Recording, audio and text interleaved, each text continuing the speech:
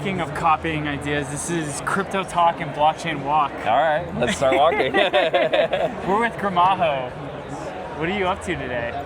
Today, Today's day one. Let's day just set one. the scene. Yeah, day one. So today, mostly just chilling the scavenger hunt. So I have a scavenger hunt here at Denver. What's it called?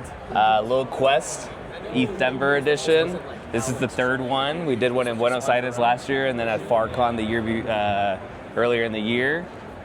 So we take all the gatherings and learnings from all those like past two, and incorporate it into this one. So we have people that collect. It's like local landmarks of Denver. I interview people, try and figure out what are like common places that should be certain themes. So like marijuana is one of them. We just had to, unfortunately. I mean, was this the first state to legalize? It was. That was part of it too. Yeah, exactly.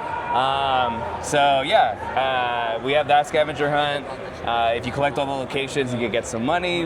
But then on top of that, we also have just like a content creator track. So if you don't want to do all of them, you can just take pictures, do videos of you doing on-chain activities. Through the little scavenger. Hunt. Because you're also, your colleagues, I guess we could call them, are also doing like content creation tracks. Correct. Yeah. So when did the scavenger hunt kick off? Was it like earlier this week? Yeah, today? It kicked off last Thursday. So for people that showed up to ETH Boulder, they could participate. Yeah. And it goes through for another week. So you have about 2 weeks total. So that gives you time to enjoy the conference, but also get out there and go to locations or take pictures, just be a tourist. Like that's kind of the whole goal. It's like you get to travel to all these locations for crypto, but you never get to enjoy the local location. So I know you stayed up behind a little bit in Buenos Aires and got to enjoy. Yeah, so that's kind of the goal, is get you out there and Que buen tiempo. Yeah. I loved Buenos Aires. So mostly focused on that, but also this is also my first ETHDenver, so I don't know if that's like a... Dude, what? Yeah, first one. Oh my God, shame, Gramajo. I know. Shame. Yeah, so Ding, ding. I can give you feedback on like first thoughts, first impressions here on that. Well, it's kind of unfair because today's day one. Yes. I guess maybe we could do a little bit of that. Yeah. Have you... This has always been my local event, so I always have like rose-colored glasses on when people talk about it, so I'm always like, ETHDenver's the best event ever. But if you've never been to any, why did you never come to any, and what made you want to come now? I'm pretty much like, I self-fund everything, so this is not local to me, but it is close. I'm from California. Yes, sir. At least compared to like flying to Buenos Aires, like that's definitely more of a mission. But you like spent time there as well. Like, I spent time there. I don't know why I didn't come before. I've been to Bitcoin conferences before. I've been to other types of conferences, but like Monero. But I don't know why I never came here. But I'm happy to be here, and the venue's like really cool. Like this first year here. Yeah, like that's when I got to walk by the old venue, and I'm like, man, this building's like a lot newer and nicer. So it's kind of cool. It's surreal from that perspective. I think as a person that does content as well, on not just like one specific chain like Ethereum, but like all types of chains. Yeah, I should have came sooner. I don't know why I didn't come, because I think that's one of the major complaints of this conference is, it's called ETHDenver, but there's a lot more chains than just ETH here. But as a person that is in the ETH maxi, like that actually works well for me. So yeah, it feels like maybe 2 or 3 years ago, this became like a multi-chain kind of conference. Yeah.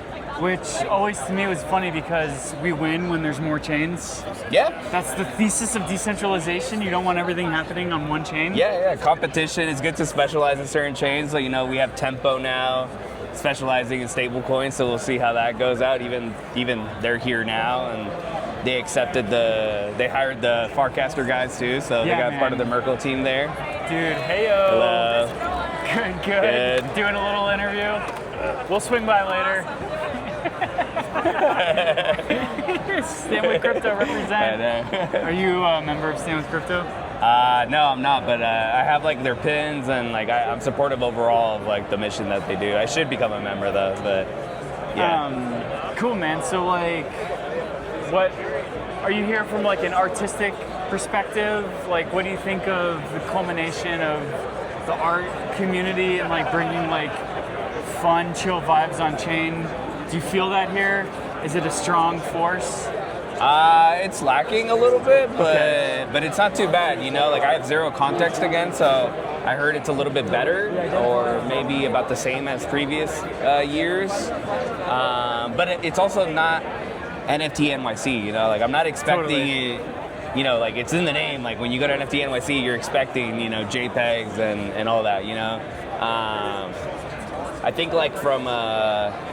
it's good to see, like, I know the hyper communities here, so like the cat PFP people. So there's some parties and people here that are like NFT based communities, so they're here, but you know, definitely not as heavy as you would see at a place like NFT NYC. Yeah, totally.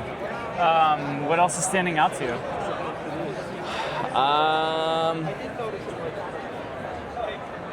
Long coffee lines. You know, ridiculous. You can look. You can actually flash it in the back here. Why? I think we have to. We're gonna have to move. But right behind me, there's a huge. That's for matcha. There's even like one over there for coffee. Why are they doing cappuccino? Like, just give me drip coffee, like into my veins. Yeah, pretty much. Yeah. Sometimes you need that, you know. Like, I don't need.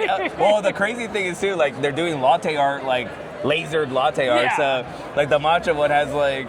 You know, like it looks cool, but damn, man, it adds like an extra 15 seconds for a cup of coffee. So I waited 25 minutes for a cup of coffee, and like I need more. I'm already like fiending. Yeah. Yeah. What about you, man? Like, I'm assuming you've been here now. What, like 8 years? It's my 8th one. Yeah. So okay, you're an OG for sure. You've been here more than most people. What do you think about it? Like, where is your brain at when you see this event right now? Well, I mean, like it's weird watching this space grow. Way bigger than what the original vision was. Yeah. What's up, Snacks? What's up, Tom? Hey, Snacks. I don't know. I feel like there was like a certain magic that happened here, and that innocence was like lost as it grew. Mm-hmm. You know, but like at the same time, this industry is just growing. It's no longer like you and me and our friends launching meme coins and hosting NFTs and things like that. Like. The decentralized social guys went to go work on Tempo. Yep. You know, we've got like Farcaster talking about forking, like Farcaster forking, banks going on chain. Like Paul Atkins was here talking earlier, the chair of the SEC. So we're just kind of growing up, and I think ETHDenver's done that a little bit. I don't know, man. Like, I'm happy. I'm just happy to be here. Yeah. Honestly. Yeah. I think it's interesting, you know, in the sense that like the market sentiment obviously is like not the best right now. Garbage. So I feel like the people that are here, I mean, they're either working, like they're being paid to be here, or it's because, you know, they're here for the love of the game, you know? Like, do you feel the love of the game, though, is I guess the question I want to ask. Because I feel as the years go on, the love of the game a little bit less, the paid BD a little bit more, but there's always been a good balance. Yeah, I would agree. I mean, right now it's tough, you know? You have to look at like the silver lining of things, so I'm here just trying to network with people, find founders that have interesting stories or protocols, and then, you know, trying to get them on the podcast, and, you know, hopefully, you know, that gets me through the bear and gets all of us through the bear. But yeah, it is losing a little bit of... Oh man, this is rough. I mean, as you know, like doing 100 episodes of a podcast, like you've done that, like, dude, it's a grind. Yeah. Like it's a legit grind. So yeah, it's just finding new ways to motivate you to keep going, you know. I'm approaching episode 50, so I'm like, I'm behind you. Good job, dude. But yeah, you know, like I'm just trying to find new ways to keep it going, you know, momentum and all that. So well, we were on, you came on our space for the podcast Twitter page. Yeah. And when we were talking in Buenos Aires in November, you were trying to figure out a way if there's like a foothold to get a full-time job in the industry. Yes. Are you still looking to do that? Are you feeling like progress is slow? Is there hope? Yeah, that's a great, you know, someone asked me that already today, which is kind of funny, that's like the, what's up, man? How you doing, man? Good. This guy right here. See? Look. I met this guy just like yesterday, and we talked about Pokemon Onchain for like 40 minutes. It was great. So check this out. I went back to Five Below today before I came here. You got more packs? They let me buy them all. They let you buy them all? 130 packs of One Jesus Piece. Christ, dude. $6 a pack. See? Well, he's asking me how do you make it through the bear, and I'm a ripper, so I just open Pokemon packs. That's what I do. The cheapest you can find them online is $15 for shipping, so I got them all for $6 a piece. Fucking crazy, dude. Now you gotta open at least one or two, just to like get that itch out, you know? I don't have the itch because I've never opened it. This guy's smarter. Don't even start. I encourage ripping. Rip loud packs. Let's go. Yeah. He's like, rip them more. Rip them all, man. I'll see you later, man. Good to see you. Yeah, stuff like that. So I open Pokemon packs, do some live openings. Bringing that Onchain too, so like I'll digitize them with Courtyard or some other platform. Yeah, and I just have fun, like I try and find other ways to have fun. But in terms of finding a job, I'm still on the hunt. We'll see what happens. Try to make it happen. But for now, I'm still in Web 2, working away at a tech company. We got to get Gramajo out of the Matrix.